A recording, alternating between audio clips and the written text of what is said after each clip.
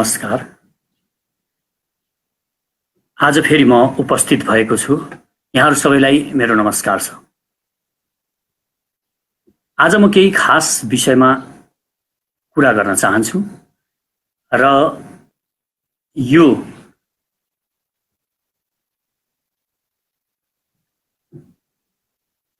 हामीले यो शनिबार 6 गते माइतीघर मण्डलामा 2 बजे एउटा विशेष प्रदर्शनी गर्न गइरहेका छौं र यो एउटा भयमुक्त गराउने प्रदर्शनी हो भन्ने हाम्रो मान्यता छ र हामीभित्र जुन कायरता भरिएको छ, हामीलाई डर भइरहेको छ र यो डरको कारणले हामीलाई कुनै पनि काम गर्नको लागि एक किसिमको संकोच हुने गर्दछ, हामीलाई आफैप्रति पनि विश्वास नहुने गर्दछ। यो कारणले गर्दाखेरि हामी यो भएको मुक्तिको लागि र यो देशमा वीरताको सञ्चार गर्नको लागि एउटा प्रदर्शनी, एउटा जोरदार प्रदर्शनी गर्न गइरहेका छौं। सर्वप्रथम त म यहाँहरूलाई हात जोडेर बिन्ती गर्छु, यो शनिबार 2 बजे 6 गते शनिबार 2 बजे माइतीघर मण्डलामा उपस्थित भएर हामी सबै एकसाथ त्यहाँ उभिएर एउटा जोरदार आवाज गरौं। आफूभित्र जुन एउटा शक्ति लुकेर बसेको छ, आफूभित्रको त्यो लायन जो सुतेर बसेको छ, त्यो शक्तिलाई हामी बाहिर प्रस्फुटन गरौं र त्यो शक्ति जब प्रस्फुटन हुन्छ, त्यो शक्तिले केवल हामीलाई एउटा कामको लागि मात्र होइन, जीवनमा जुन पनि काम गर्छौं हामी भयमुक्त भयौं, हामी कायरताबाट मुक्त भयौं भने, हामीलाई डर हराएर गयो भने हामी कुनै पनि जीवनमा गरिने कुनै पनि काममा हामी ठिक ढङ्गले सफलता प्राप्त गर्न सक्छौं। यसको लागि पनि हामीले यो भयमुक्ति आन्दोलन गर्नु जरुरी छ र यसलाई देशभरि हामीले पुर्याउन पनि जरुरी छ। केही साथीहरू यसरी एक्लै कराएर के हुन्छ, फेसबुकमा सामाजिक सञ्जालहरूमा मात्र बोलेर के हुन्छ भनेर मलाई भन्ने गर्नुहुन्छ, तर वास्तवमा मैले भन्ने पनि गरेको छु, बोलेर धेरै कुरा हुन्छ र हामीले त्यो आन्दोलन, यो जुन प्रदर्शनी हामी गर्न गइरहेका छौं माइतीघर मण्डलामा शनिबार 2 बजे, त्यो प्रदर्शनी खास के उद्देश्यले हामी गर्न गइरहेका छौं, म यो कुरा पहिला यहाँहरू समक्ष राख्न चाहन्छु। सर्वप्रथम त हाम्रो उद्देश्य छ यो देशको सेनालाई सर्वशक्तिमान बनाउनु पर्छ र यो देशको सेनालाई सर्वशक्तिमान बनाउनको लागि हामी सबैले अब आवाज, जनताहरूले नै आवाज बुलन्द गर्नुपर्ने स्थिति आएको छ। यो देशको सेनालाई पहिला हामी जनताहरूले बचाउन आवश्यक भएको छ। हामीले यो देशको सेनालाई बचायौं भने र यो शक्तिशाली सेना यसलाई बनायौं भने यो देशको यो सेनाले, जसलाई हामी बचाउँछौं त्यो सेनाले हाम्रो देश बचाउँछ भन्ने मलाई र धेरै अहिले नेपाली जनताहरूलाई यो विश्वास छ। आज यो सेनामाथि भयंकर, हाम्रो नेपाली सेनामाथि इतिहासदेखि नै भयंकर षड्यन्त्रहरू भइरहेका छन् र अहिले पनि एक किसिमको भयानक षड्यन्त्र यहाँ भइरहेको छ। त्यसकारण यो हामीले यो आन्दोलनको घोषणा पनि गर्नु परेको। आवाज सुनिराख्नु भएको छ कि छैन, कृपया यहाँ सबैलाई मेरो नमस्कार छ। आवाज सुनिराख्नु भएको छ कि छैन एकचोटि कमेन्ट गरिदिनु होला, म हार्दिक रिक्वेस्ट पनि गर्छु। शङ्का लागिराखेको छ मलाई, कतै मेरो कुरा सुनिराख्नु भएको छैन कि भनेर। म कमेन्ट हेरिराखेको छु यहाँ, कसैको कृपया आवाज सुन्दैछु भनेर मलाई लेखिदिनु होला कृपया। ओके, अब यो हामीले किन गर्न खोजिरहेका छौं त? अहिले एउटा षड्यन्त्र, यो सदनमै एउटा विधेयक लान खोजिँदैछ, यो सेनाको संख्या घटाउनु पर्छ भनेर एउटा विधेयक लाने प्रयास गरिँदैछ र यसमा केही सांसदहरू जस्तो राम कार्की, शशि श्रेष्ठ, रामशरण महत जस्ता मानिसहरू यसमा सक्रिय भएर लागिरहेको हामीले बुझेका छौं र यो भारतीय डिजाइन अनुसार, इन्डियाको डिजाइन अनुसार यो काम भइरहेको छ। हामीले ध्यान दिनुपर्ने कुरा यो छ र इतिहासमा पनि यस्ता धेरै घटनाहरू घटेका छन् जसले यो देशको सेनालाई बारम्बार कमजोर बनाउनेलाई प्रयत्न गरिएको थियो र यो देशको सेनालाई कमजोर बनाएर यो देशलाई सजिलै यो इन्डियाको पन्जामा पार्ने एउटा जुन ग्रान्ड डिजाइन, जुन रणनीति बनाएको छ इन्डियाले, त्यो अनुसार अहिले पनि उनीहरू चलिरहेको हामीले बुझेको कारणले अब यो देशको सेनालाई सर्वशक्तिमान बनाउनु पर्छ भनेर हामीले आवाज उठाएका हौं र यो आवाज हामी देशका हर नागरिकहरूमा पुर्याउन पनि चाहन्छौं। हाम्रो उद्देश्य पनि यो रहेको छ।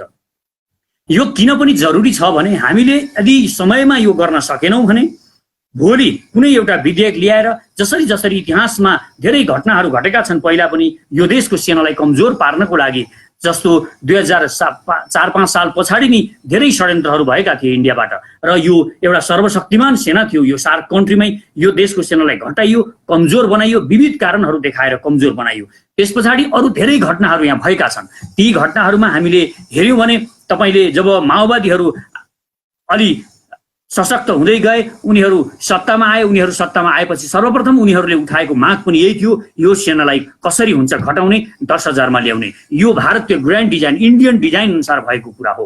र अहिले पनि यो किसिमको, यो सदनमा यो किसिमको अहिले कोरोना लागेको छ, संक्रमणको स्थिति छ भनेर यो एउटा विधेयक लान खोज्दैछ यो सेनाको संख्या घटाउनको लागि।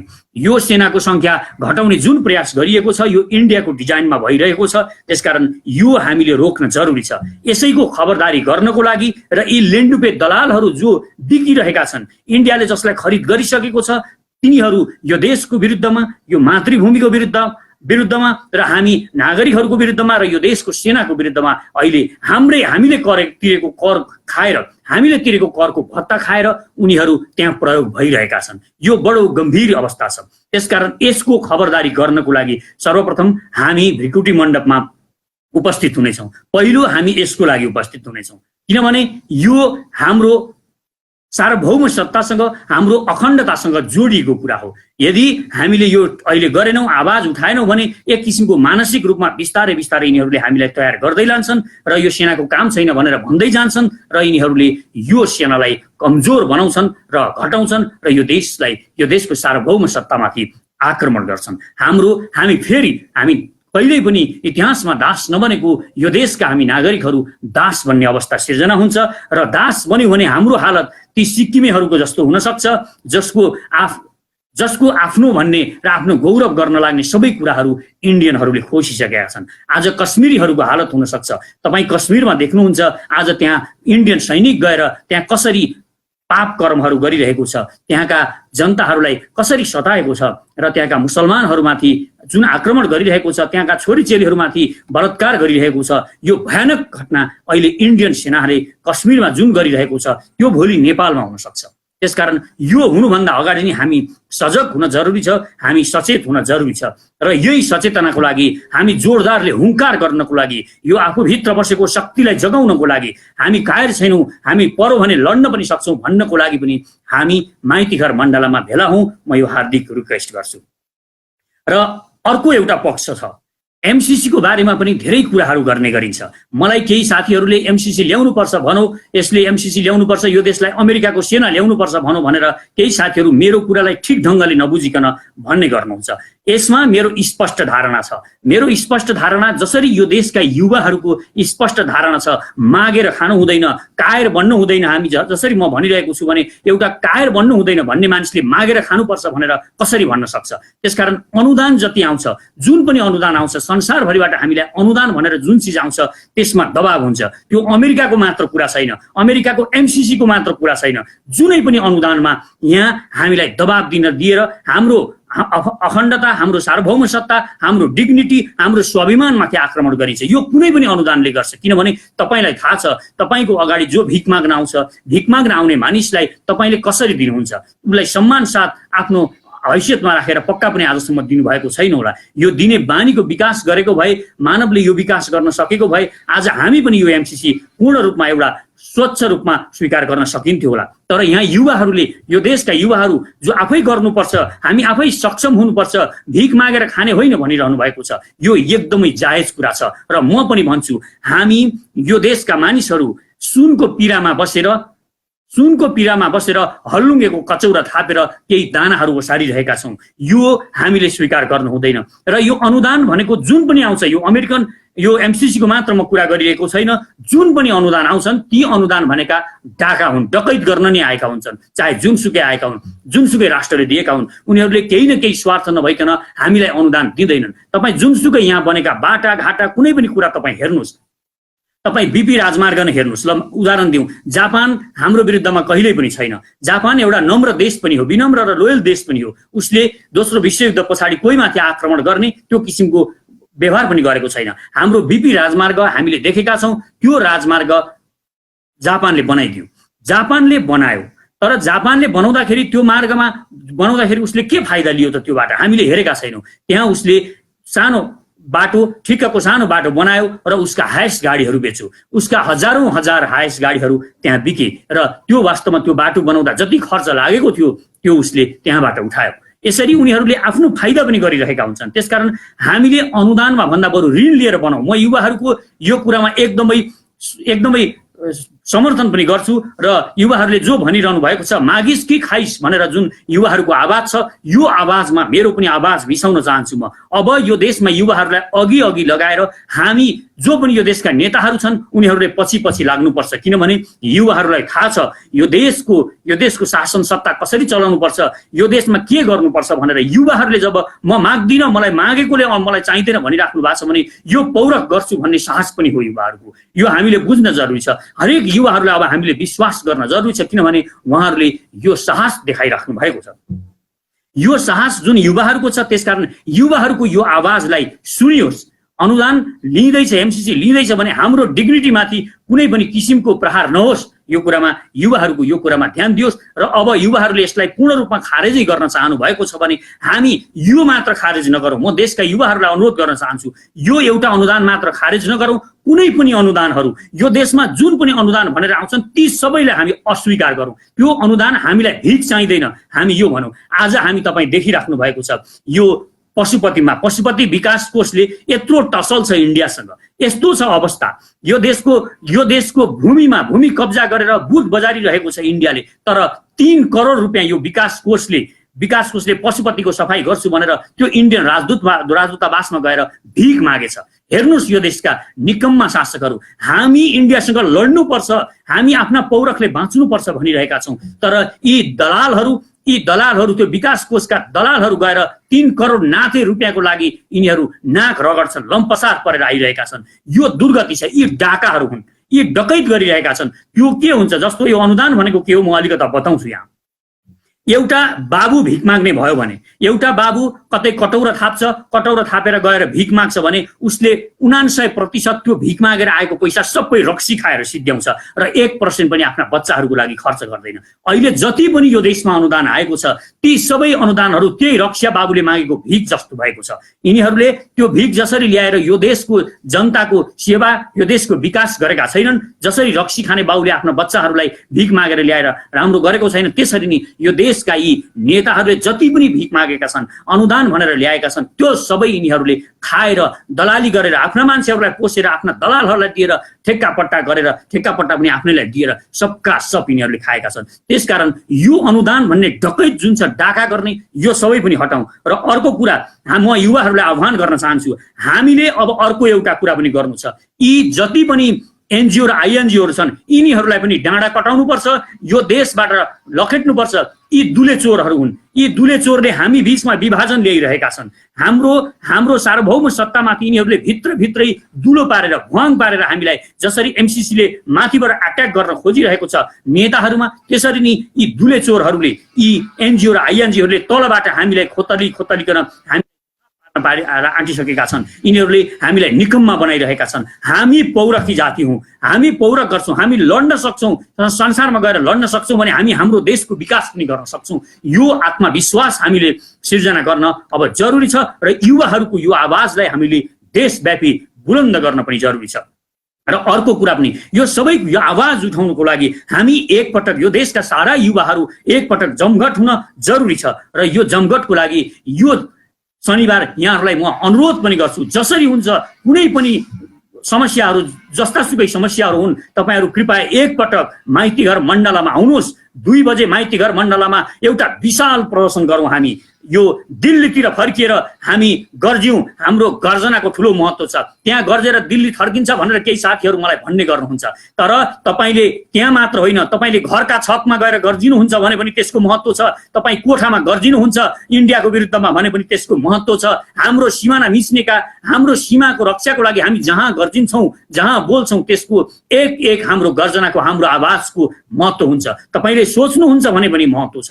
बोल्ने मात्र होइन, तपाईँले सोच्नुहुन्छ भने पनि यसको भयानक महत्त्व छ। त्यसकारण यसलाई नजरअन्दाज नगरौँ र हामीलाई कम आँकेर, हामीलाई कमजोर बनाउन खोजेर, हामीलाई हतोत्साहित गराउन खोजिरहेको छ। केही मानिसहरू फलानो जस्तो भयो, ठुला कुरा गर्छस्, ठुला कुरा मात्र गरिन्छ भनेर भनिरहेका छन्, मलाई हतोत्साहित गर्न खोजिरहेका छन् र यिनीहरूलाई म भन्न चाहन्छु, यस्ता हतोत्साह हामीलाई गर्नेहरू यी इन्डियाका गोटी हुन्। यिनीहरू उताको विचारधाराबाट चलिरहेका छन्, मलाई थाहा छ। र म एउटा कुरा, जसले बुझिराख्नु भएको छैन यो आत्मविश्वासको महत्त्व कति हुन्छ, जसले बुझिराख्नु भएको छैन, तपाईँ केही साइकोलोजीका ट्रिपहरू तपाईँ सामाजिक सञ्जाल चलाउनुहुन्छ, तपाईँले प्रयोग गरिरहनु भएको छ। तपाईँ सामाजिक सञ्जालमा गएर केही मोटिभेसनल स्पिचहरू सुन्नुहोस्, हेर्नुहोस् ती मोटिभेसनल कुराहरू, र साइकोलोजी के हो, माइन्डले कसरी काम गर्छ, यो थट प्रक्रिया के हो, यसको बारेमा बुझ्नुहोस्। अनि यो बोल्नुको महत्त्व, यो आफूमा यो पावर एकीकृत गर्नुको महत्त्व तपाईँले बुझिहाल्नुहुन्छ। मैले यहाँ भनिरहनु पर्दैन, मैले यो कुरा गरेँ। र अर्को कुरा म फेरि पनि यहाँ जोड्न चाहन्छु, र हामीले अर्को पनि आन्दोलन एउटा उठाउनु पर्ने जरुरी छ। हाम्रा दाजुभाइ दिदीबहिनीहरू यहाँ आफ्ना परिवारसँग बसेर, आफू परिवारसँगै बसेर आफ्नो रुखा सुखा जे जस्तो हुन्छ यही खाएर बसौँ भन्ने चाहना हुँदा हुँदै पनि आफ्नो परिवारको खुसीको लागि, आफ्ना बच्चा बच्चीलाई पढाउनको लागि विदेशमा गएर बस्नु भएको छ। उहाँहरूलाई कति पनि मन छैन त्यो अर्काको भूमिमा गएर आफ्नो परिवार छोडेर बस्ने, आफ्नो देश छोड्ने, आफ्नो मातृभूमि, आफ्नो माटो छोडेर त्यो दूर दराजमा गएर बस्ने कुनै रहर उहाँहरूलाई छैन। उहाँहरूलाई बाध्यता छ, हामीलाई आइसोलेट गरिएको छ।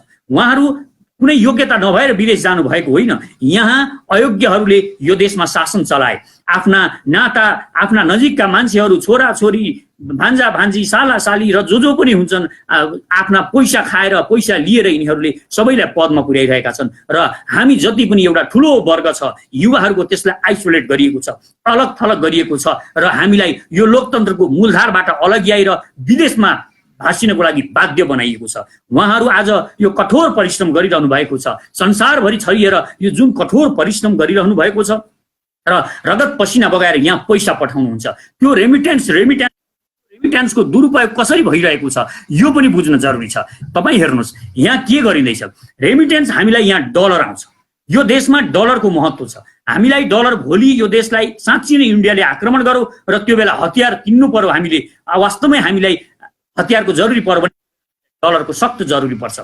तर अहिले हाम्रा दाजुभाइहरूले उहाँ रगत पसिना बगाएर कमाएको त्यो डलर यहाँका दलालहरूले कसरी खर्च गरिरहेका छन्, तपाईँ यो सुन्दा अचम्म लाग्छ। यिनीहरू महँगा महँगा गाडीहरू किन्छन् केवल यो कमिसनको लोभमा। कमिसन जुन त्यो गाडी किन्दाखेरि यिनीहरूलाई ती विभिन्न कम्पनीहरूसँग मिलेर यिनीहरू गाडी किन्छन्, अरू सरसामान जति पनि किन्ने मात्र कुरा गर्छन्, यिनीहरू विदेशबाट ल्याउने मात्र कुरा गर्छन्। यो देशमा उद्योग धन्दाहरू स्थापित गर्ने कुरा यिनीहरू गर्दै गर्दैनन्। यो देशमा किसानलाई बलशाली बनाउने कुरा यिनीहरू कुनै पनि हालतमा गर्दैनन्। यहाँ मल कारखाना खोल्ने कुरा यिनीहरू कहिल्यै गर्दैनन्। यहाँ नहर बनाउने कुरा यिनीहरू कहिल्यै गर्दैनन्। यिनीहरू खालि विदेशबाट गाडी र यी विविध कुराहरू किन्ने मात्र कुरा गर्छन्। किनभने यिनीहरू त्यो डलर, तपाईँले पठाउनु भएको डलर छ, त्यो डलरको यिनीहरू दुरुपयोग गरिरहेका छन्। र अब राष्ट्रिय नीति ल्याउनु पर्छ, कुनै पनि आवश्यकता नभई डलर आफ्नै स्वविवेकले कमाएको डलर छ भने मात्र खर्च गर्ने। रेमिट्यान्सबाट आएको डलर कसैले पनि कुनै पनि फजुलका कुराहरू किनेर खर्च गर्न नपाउने यो नियम पनि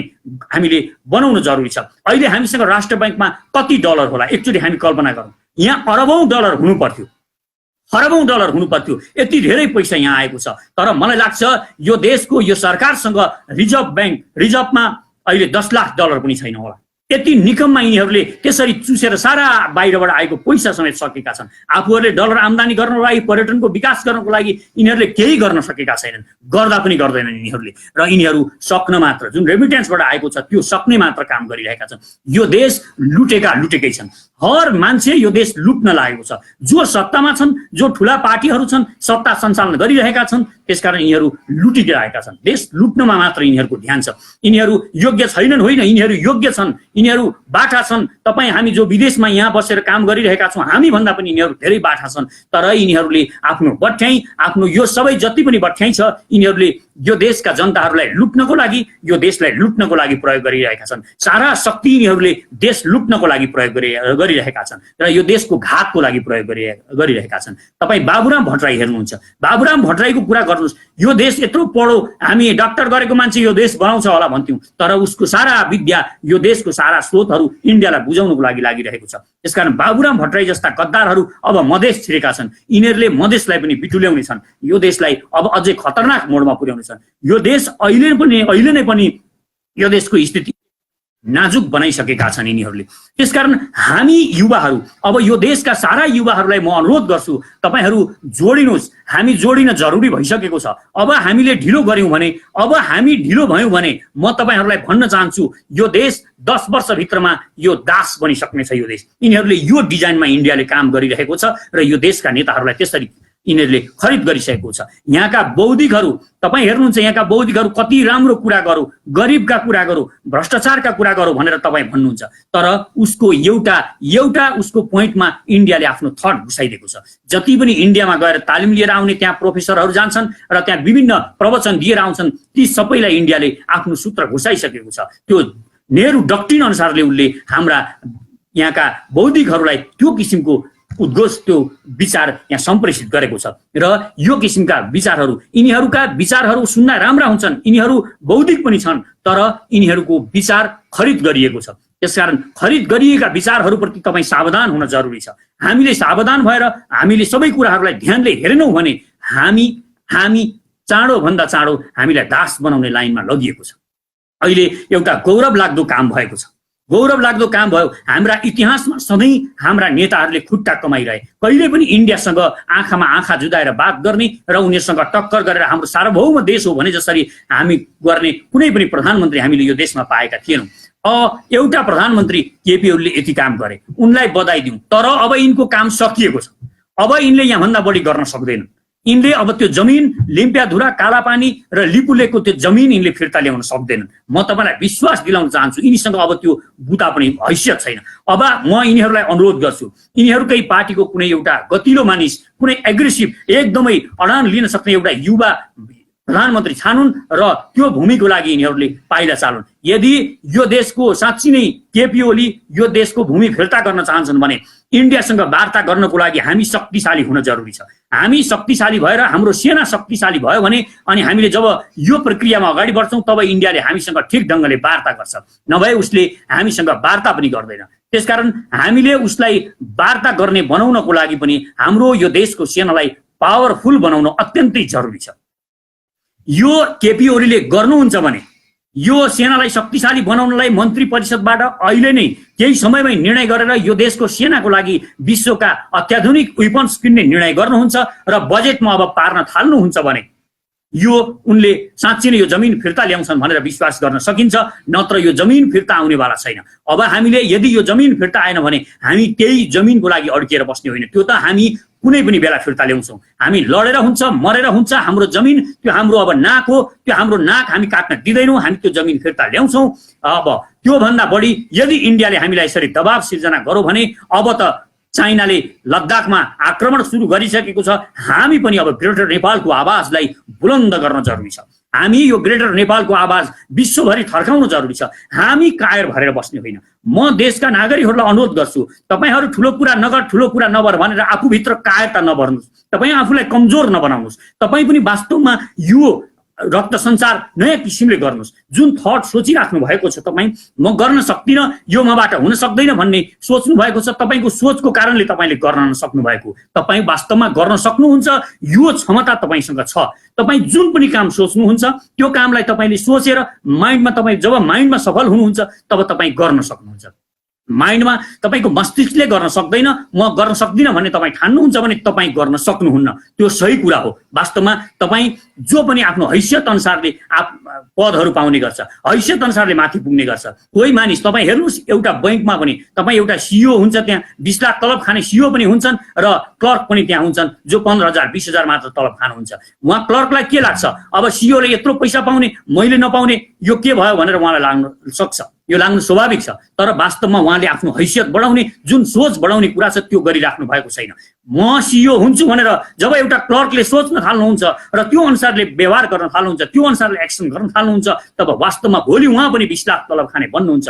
तपाईँ आज गाउँमा खेल्दै हुनुहुन्छ, टोलमा खेल्दै हुनुहुन्छ, तपाईँ पहाडका कन्दराहरूमा खेल्दै हुनुहुन्छ, तर तपाईँ दिमागमा सोच्नुहोस्, माइन्डमा सोच्नुहोस्, म एक दिन ओलम्पिक जित्छु भनेर तपाईँ जित्न सक्नुहुन्छ। यो सोच अनुसारले जब तपाईँ सोच्नुहुन्छ तब तपाईँ त्यो सोचले तपाईँलाई काम पनि गराउन थाल्छ। सोच यत्तिकै आउँदैन। जब तपाईँ सोच्न थाल्नुहुन्छ तपाईँलाई त्यसले एक्सन गर्नको लागि प्रेरित गर्छ र तपाईँ एक्सन सुरु गर्नुहुन्छ। एक्सन गराउँछ सोचले। सोचको प्रमुख काम यो हो र एक्सन भनेको अभ्यास हो। अभ्यासले मानिस महान बन्ने हो। कोही पनि मानिस, यो संसारको कोही पनि मानिस सफल भएको छ, महान भएको छ भने ऊ जन्मिँदै उसकी आमाको पेट भिआइपी भएर ऊ महान भएको होइन। तपाईँकी आमाको पेट चाहिँ भिआइपी छैन र उसको चाहिँ भिआइपी छ भन्ने नठान्नुहोस्। तपाईँ हामी जो पनि जन्मिएका छौँ सबै एउटै तरिकाले जन्मिएका हुन्छौँ। सबैका आमाका पेटहरूमा सबै आमाका पेटहरू भिआइपी हुन्। त्यसकारण तपाईँले कमजोर आफूलाई नठान्नुहोस्, अभ्यास सुरु गर्नुहोस्। अभ्यास गरौँ भने के हुन्छ? जस्तो तपाईँ साइकल कुदाउनुहुन्छ भने तपाईँ एकचोटि सोच्नुहोस्, तपाईँ सुरुमा साइकल कुदाउँदाखेरि तपाईँलाई के भएको थियो? तपाईँ पाइडलमा खुट्टा टेक्न साथ तपाईँ लड्नु भएको थियो। तपाईँ जब पाइडलमा अलिअलि टेक्न जान्नुभयो, तपाईँ चढ्न सक्नु भएन, पाइडल चलाउन खोज्नुहुन्छ, ह्यान्डल बटारिन्छ, तपाईँ लड्नुभयो र बिस्तारै बिस्तारै तपाईँले साइकल कुदाउन सिक्नुभयो। साइकल कुदाउँदा कुदाउँदै आज तपाईँ स्पिडमा एकदम गतिमान भएर साइकल कुदाउन सक्नुहुन्छ र तपाईँले देख्नु भएको छ तपाईँ स्टन्ट गर्ने, साइकलमा स्टन्ट गर्ने, पहाडका चुचुरा टुप्पा टुप्पामा लगेर साइकल कुदाउने मानिसहरू पनि तपाईँले देख्नु भएको छ। ती मानिसहरू पनि तपाईँ जस्तै एक दिन साइकल पाइडलमा खुट्टा राख्दाखेरि लड्ने गर्थे। तिनीहरूले अभ्यास गरिरहे र अभ्यासले उनीहरूलाई महान बनाएको हो। त्यसकारण मान्छे महान बन्छ, अभ्यासले बन्छ। अभ्यास गर्नुभन्दा अगाडि तपाईँले माइन्डमा म सक्छु भन्ने सोच्नुपर्छ। यो सोच्नुहोस्। तपाईँलाई एउटा अर्को यो किन म भनिरहेको छु, म यसै यत्तिकै म मानिसमा धेरै मानिसहरूले जुन भनिरहेका छन्, फोकटमा कुरा गरिरहेको छ, उत्तेजना फैलाइरहेको छ भनेर केही मानिसहरू भन्ने गर्छन्। उनीहरूले मोटिभेसनको शक्ति, यो पावर, यो प्रेरणाको शक्ति बुझेका छैनन्। उनीहरू अज्ञानी छन्। उनीहरूलाई बुझाउन जरुरी छ। र यो जुन शक्ति आज म जुन भनिरहेको छु, तपाईँ सुरु गर्नुहोस्। म सक्छु भनेर कुनै काम गर्नुहोस्। तपाईँ आज लोकसेवामा नाम निकाल्न सक्नु भएको छैन हो, तपाईँलाई लाग्छ यो म सक्दिनँ होला भन्ने, तपाईँ आजदेखि सक्छु म भन्ने सोच्न थाल्नुहोस् र तपाईँ अध्ययन सुरु गर्नुहोस्। तपाईँ सक्नुहुन्छ। कुनै पनि मानिसले र जो पनि मानिसहरू हामीले के सोच्ने गर्छौँ, एउटा बाठो, एउटा यो जनजातिको छोरो बहादुर हुन्छ भनेर हामी किन सोच्ने गर्छौँ, हामी किन भन्ने गर्छौँ? वास्तवमा उनीहरू यस्तो सोचेको कारणले यो बहादुरिता कहाँबाट आउँछ? एउटा सेना क्षेत्रीको छोरो, एउटा जनजातिको छोरो, एउटा वीर गोर्खाली छोरोमा यो बहादुरिता कहाँबाट आयो? किनभने हामीले यो सोच्ने गर्छौँ। हामी बहादुर हौँ भन्ने हामी सोच्ने गर्छौँ। त्यो कारणले हामी लड्न सक्छौँ, जहाँ पनि लड्न सक्छौँ। हामीसँग यो क्षमताको विकास हुन्छ। त्यसकारण यो विकास गर्नको लागि, यो आत्मविश्वासको विकास गर्नको लागि पनि म यहाँहरूलाई एकपटक जमघट भएर हामी यो आवाज बुलन्द गरौँ। म सक्छु भन्ने भावलाई देशभर सञ्चार गर्नको लागि, एउटा आवाज, बुलन्द आवाज दिनको लागि हामी माइतीघर मण्डलामा शनिबार 2 बजे म अनुरोध गर्छु। माइतीघर मण्डलामा तपाईँ जुनसुकै काम छ होस् तपाईँको, तपाईँ आफ्नो साथीलाई लिएर आउनुहोस्, साथीलाई, घरको परिवारलाई लिएर आउनुहोस्, माइतीघर मण्डलामा आउनुहोस्। तपाईँ कुनै पनि यो देशको वीरताका गाथाहरू, तपाईँ कुनै पनि कोटेसनहरू, महान कोटेसनहरू लेखेर आउनुहोस्। तपाईँ महान व्यक्तिका, यो देशमा धेरै महान व्यक्तिहरूले महान महान कुराहरू भन्नुभएको छ, ती कोटेसनहरू लेख्नुहोस् र ती कोटेसनका प्ले कार्डहरू बनाएर आउनुहोस्। आफ्नो छोरा छोरी, बच्चा बच्ची सबलाई लिएर माइतीघर मण्डलामा आउनुहोस्। हामी एकचोटि सबै भेला भएर एउटा बुलन्द आत्मविश्वास सञ्चार गरौँ। यो देशमा यो आवश्यक छ। हामीलाई कायर बनाइँदैछ। हामी कायरता स्वीकार गर्नु हुँदैन। हामीले कायरता स्वीकार गर्नु भनेको हामी मर्नु बराबर हो। त्यसकारण यो कायरता स्वीकार नगरौँ। यो देशलाई जोड्नको लागि, अब एउटा रक्त सञ्चार गर्नको लागि, आत्मविश्वास भर्नको लागि हामीले यो देशलाई जोड्न जरुरी छ। यो आत्मविश्वास हामीले गाउँ गाउँमा, टोल टोलमा पुर्याउन जरुरी छ। अब हामी 2000 रुपियाँको लागि इन्डियामा मजदुरी गर्न जाने होइन। हामीले हाम्रा बारीमा कसरी उत्पादन गर्ने हो यो हामीले सिक्नु छ। हामीले राष्ट्रियता अब यसरी पनि जोगाउन सक्छौँ। हामीले आफ्ना छतमा हामीले फलफुल रोपौँ, तरकारी रोपौँ। हामीले तरकारी रोपेर दिनमा 2 छाक 3 छाक जति खान सकिन्छ आफूले रोपेको तरकारी खाउँ। हामीले राष्ट्रियता जोगाउन सक्छौँ। हाम्रा साना बारीहरूमा एकदम सानो ठाउँ छ भने पनि त्यहाँ हामी घिरौँडाहरू रोपौँ, त्यहाँ सिमी रोपौँ, त्यहाँ बोडी रोपौँ, फर्सी रोपौँ, लौका रोपौँ, त्यहाँ इस्कुस गाडिदिउँ। ती कुनै कला धेरै जान्नु पर्दैन, सिक्नु पनि पर्दैन, यसो गाडिदिनु भयो र अलिअलि पानी हालिदिनु भयो भने ती फल्छन्, ती हामी तरकारी खाउँ। र सागहरू यसै खेर नपालौँ। अहिले हाम्रो साग हामी बाहिरबाट साग आउँदैन, यहीँको साग हुन्छ। त्यो सागलाई कुटकाट पारेर गुन्द्रुक बनाऊ र दिनमा नसके पनि हामी 7 दिनमा एक छाक भए पनि गुन्द्रुकको खाउँ र दाललाई बहिष्कार गरौँ। यदि हामीले दाल एक छाक मात्र खाएनौँ भने पनि हामी यो देशको अरबौं पैसा जोगाउँछौँ। त्यसकारण हामी सबैले अब यो राष्ट्रियताको भावनाले सोचौँ। हामी यो देशलाई बलियो बनाउन चाहन्छौँ भने केवल विदेशबाट सामान किनेर यो देश बलियो हुँदैन। हामीले यो देशमा अब आफैले केही गर्न जरुरी छ। यो जरुरी किन पनि छ भने अब यो देशलाई बचाउनु छ। हामीले दासता स्वीकार गर्नु छैन। हामी फेरि आफै आफ्ना पौरखमा जुन युवाहरूले सोच्नु भएको छ, आफै पौरख गरेर यो देशलाई बनाउनु पर्छ, बनाउन सकिन्छ। यहाँका नेताहरू कायर भए, यहाँका सबै मानिसहरू कायर भए बनाउन सकिँदैन भने यिनीहरूले भनेर हामीले बनाउन नसक्ने होइन, हामी बनाउन सक्छौँ। विश्वास गर्नुहोस्, हामी भित्र यो अपार सम्भावना छ। हामी सुनको पिरामा बसेर सिलावरको कचौरा लिएर भिख मागिरहेका छौँ। हामी सुनको कचौराको एउटा कथा पनि, म सुनको पिराको कथा पनि तपाईँलाई जोड दिन चाहन्छु। यो महत्त्वपूर्ण कथा छ, यो जोड्न चाहन्छु म। एउटा भिखारी फुटपाथमा बसेर भिख माग्ने गर्थ्यो। उसँग एउटा पिरा थियो। पिरा त्यसलाई छालाले मोडेको थियो र त्यहाँ भित्र के थियो उसलाई थाहा थिएन। उसका बाबुले मर्ने बेलामा उसलाई यो पिरा कहिल्यै पनि नछोड्नु है, तिमी पनि केही मर्ने पर्ने अवस्था आयो, मर्ने बेलामा तिमीले आफ्नो छोरालाई दिनु, यो पिरा नछोड्नु भनेर उनका बाबुले उनलाई त्यो पिरा दिएका रहेछन्। त्यो पिरा ओछ्याउँथे र सधैँ भिख उनी त्यो पिरामा बसेर माग्ने गर्थे। एक दिन एउटा विद्वान मानिस त्यो बाटो भएर जाँदै रहेछन्। उनले एक दिन त्यो भिखारीले जब उनीसँग भिख माग्न थाल्यो, भिक्षा मागो, तब उनले त्यो भिखारीलाई भने तिम्रो पिरामा के छ? भिखारीलाई सोधे। भिखारीले भन्यो मलाई थाहा छैन के हुन्छ यस्तो पिरामा, केही छैन, मलाई बुवाले बस्न दिनुभएको, चिसो लाग्छ भनेर म बसिरहेको छु, मलाई थाहा छैन। एकचोटि तिम्रो पिरामा हेर के रहेछ, तिमी वास्तवमा गरिब होइन, तिमी महान धनी मानिस हो। ती बौद्धिक मानिसले भनिदिए र उनी हिँडे। त्यो अचम्म लाग्यो, यसले मलाई बेकुफ बनाएको होला भन्ने लाग्यो त्यो भिखारीलाई। मतलबै गरेन, दिनभरि भिख मागिरह्यो, दिनभरि भिख मागो, अलिकति कचौरामा 20-50 रुपियाँ भेला पारो, घरमा गयो, चामल किन्यो र खायो, पकायो, खायो र बेलुका एकचोटि उसले फेरि सम्झियो यो के भनेको होला यसले, एकचोटि यो पिरा हेर्नु पर्यो। उसले त्यो पिरा खोल्यो, त्यो पिरा च्यात्यो, त्यो छाला च्यातेर फ्याँक्यो र त्यहाँ भित्र हेर्दाखेरि एउटा बाकस जस्तो सानो सानो रहेछ। त्यो काठले बेरेको रहेछ र त्यो पनि उसले फोरेर हेर्यो। त्यो फोरेर हेर्दा त्यहाँ सुन, हिरा र मोतीहरू रहेछन्। वास्तवमा त्यहाँ उसँग करोडौं सम्पत्ति रहेछ।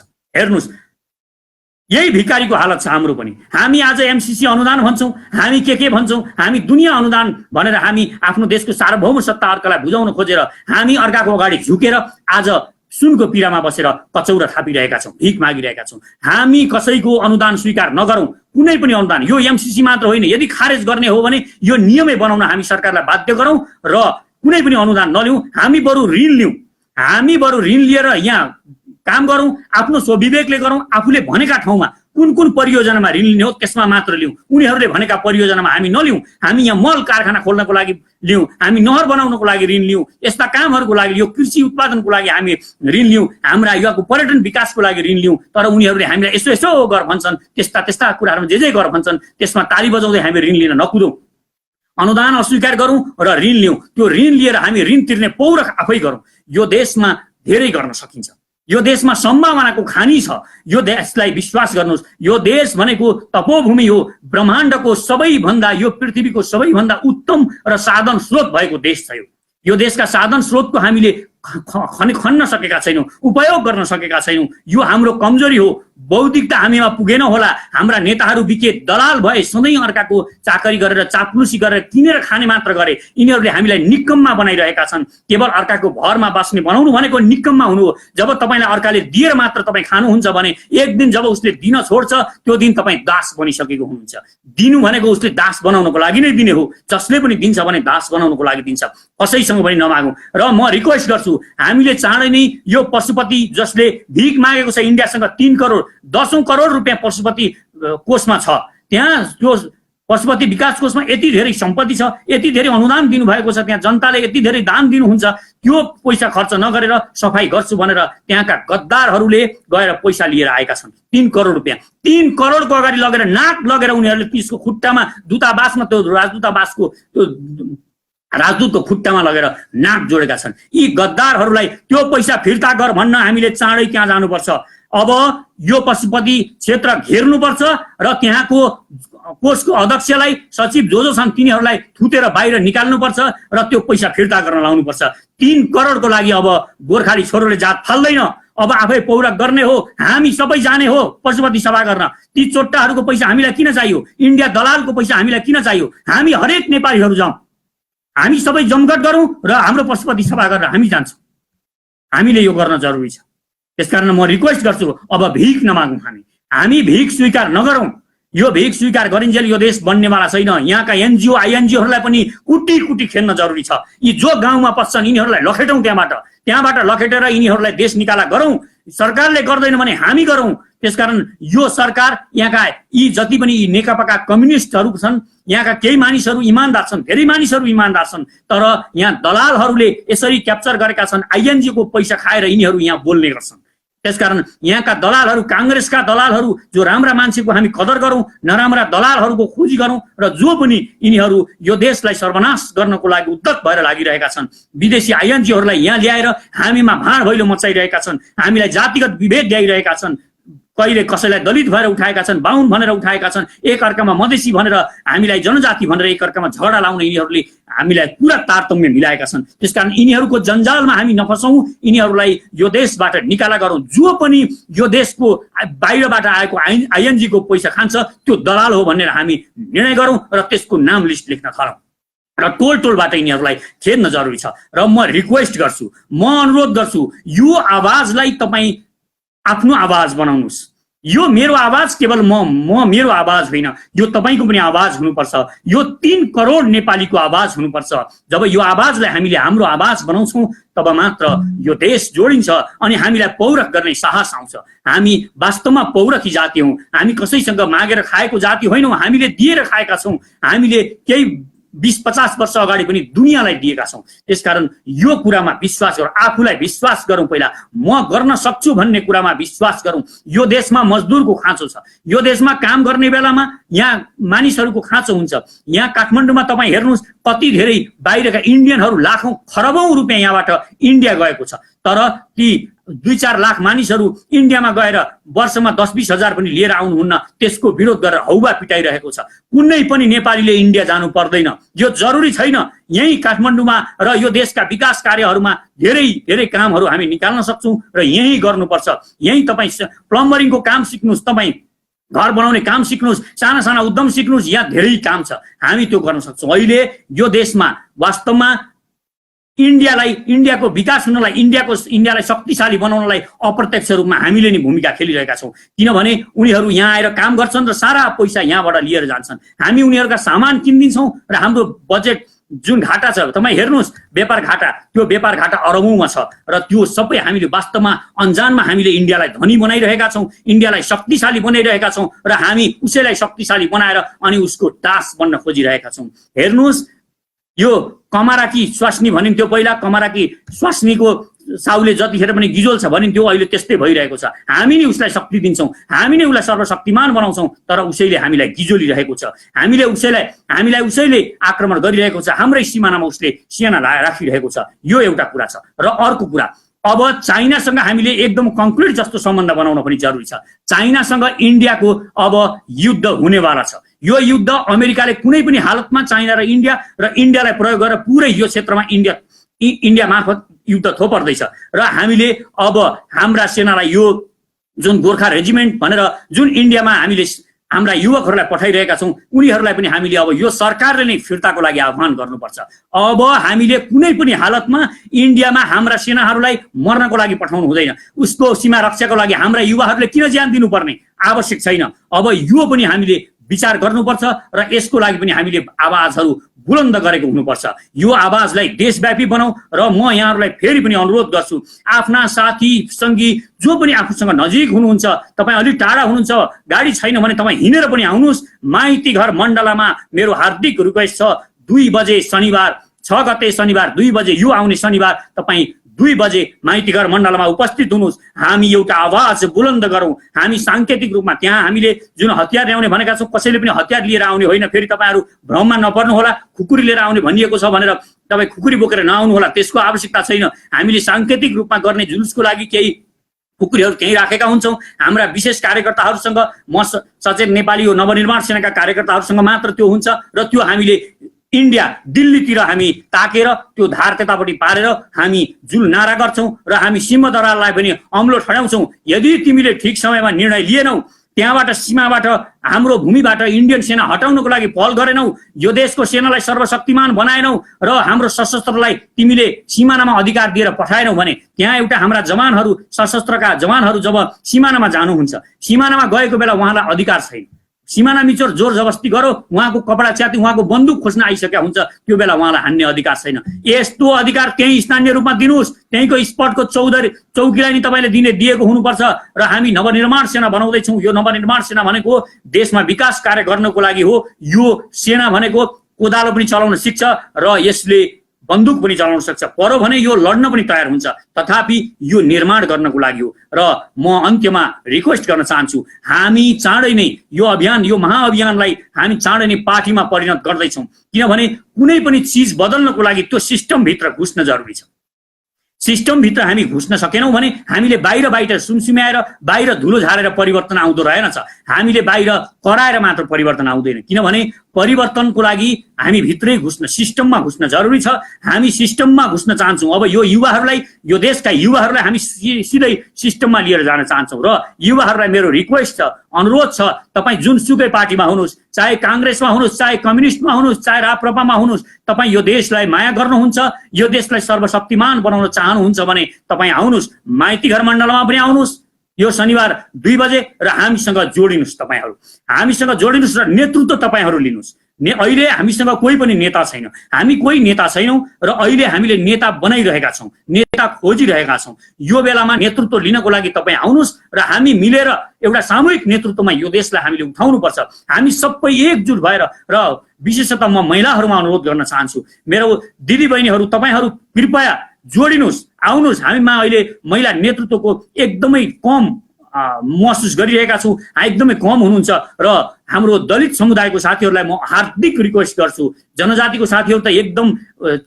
चेतनशील भएर आइराख्नु भएको छ, उहाँले निकै नेतृत्वमा निकै अगाडि बढिसक्नु भएको छ। तर मैले दलितको साथीहरू र मधेसको साथीहरूलाई कम देखिरहेको छु। हरेक चौधरीको छोरा र छोरीहरूलाई म आह्वान गर्छु, हामीसँग जोडिनको लागि, यो देशको निर्माणको लागि आउनुहोस्, हामी जोडिएर काम गरौँ। र म सबैलाई आह्वान गर्छु, हामी कोही पनि नेता बन्न, म पनि नेता बन्न आएको होइन, म एउटा सामूहिक नेतृत्वको विकास गर्न चाहन्छु। अरूको जस्तो 20 वर्ष जन्मेदेखि जहिले नेतै हुनुपर्ने यस्तो हाम्रो परिपाटी पनि छैन। हामी यसलाई नियमबद्ध रूपमा एक वर्षमा नेता फेर्ने गरी र त्यसलाई एउटा नेतृत्वको विकास गर्ने गरी हामी यो परिपाटीको पनि सुरुवात गर्न गइरहेका छौँ। त्यसकारण एक पटक मात्र हाम्रोमा जो संयोजक हुनुभयो भने त्यो फेरि अर्को पटक अर्को मानिस आउनुहुन्छ। त्यसकारण नेतृत्वको विकास गर्नको लागि हामी प्रयासरत पनि छौँ, हामी यो पनि गरिरहेका छौँ। एउटा पार्टी खोल्ने, परिवर्तन गर्छु, एउटै बुढोले सधैँ शासन गरौँ भन्ने, अर्कोले पार्टी खोल्ने, अनि पार्टी खोलेर आफू मात्रै फेरि संयोजक हुने, अभियान खोल्ने, आफू मात्रै सधैँ संयोजक हुने, अर्को कसैलाई पनि नबनाउने, कसैलाई पनि नल्याउने। अहिले यहाँ भएका अभियानहरू, यो देशमा भएका पार्टीहरू सबैले यही गरिरहेका छन्। हामी यो गर्न चाहदैनौँ। हामी तपाईहरूलाई भन्न चाहन्छौँ, यदि म पनि अहिले म संयोजक होइन, तपाईँहरू म सचेत नेपालीको संयोजक, यो नवनिर्माण सेनाको संयोजक, अर्को जो हुनुहुन्छ अहिले हाम्रो साथी, उहाँ पनि 1 वर्ष मात्र हो, म पनि 1 वर्ष मात्र हुन्छ। अहिले म पनि संयोजक छैनौँ, हामी कोही पनि अहिले संयोजक छैनौँ। हामी एकचोटि भेला भएर जमघट गरेर अनि मात्र हामी संयोजक पनि छान्न चाहन्छौँ, राष्ट्रिय स्तरको संयोजक छान्न चाहन्छौँ। र त्यो संयोजक छान्दाखेरि हामी अर्को वर्ष परिवर्तन गर्ने गरी हामी विधान पनि बनाउँछौँ। त्यसकारण आउनुहोस्, जोडिनुहोस् र नेतृत्व सम्हाल्नुहोस्। यो देशको परिवर्तनको लागि हामी राजनीति किन गर्ने, के मतलब आफ्नो सुती खेती गर्ने हो, खाने हो भनेर बसिरह्यौँ भने यिनीहरूले हामीलाई जसरी अहिले हामी राजनीतिमा चाख राखेनौँ, आफ्ना काम गऱ्यौँ, आफ्ना काम गरेर घरमा बसिरह्यौँ, अनि हामीले राजनीतिमा चाख नराख्दै यिनीहरूले देशै बेचिसके, यो देश नै खाइदिइसके, यिनीहरूले अर्कालाई सुम्पिसके, देशमा सेना ल्याएर अर्काको सेना राखिसके, यो देशको स्थिति एकदमै नाजुक बनाए, यो देशलाई तन्नम बनाए। समृद्ध बनाउँछन् भनेको त के को बनाउँथे, यिनीहरूले खतम बनाए यो देशलाई। त्यसकारण यो सबैलाई रोक्न जरुरी छ। हामीले अब पूर्व यो उत्तरी सीमाबाट जुन केपी ओलीले सपना देखाउनु भयो यो देशका जनतालाई, उहाँले गर्नु भएन, त्यतापट्टि काम गर्नु भएन। म उहाँलाई पनि चुनौती, त्यसैले उहाँ अयोग्य हुनुहुन्छ भनेर म भन्छु। उहाँले आफ्ना सपनाहरू छोड्नु भयो, जसले आफ्ना सपना छोड्छ त्यो मानिस अयोग्य हो। जब तपाईँ एउटा महान काम गर्छु भनेर सोच्नुहुन्छ, तब तपाईँ त्यसलाई छोड्नुहुन्छ भने बिचमा अलपत्र पारेर आफ्ना अरू अरू काममा लाग्नुहुन्छ, त्यो लक्ष्यमा लाग्नुहुन्न भने तपाईँ बरालिएको हो, तपाईँ गलत हो। त्यसकारण म केपी ओलीलाई यस अर्थमा गलत भन्छु।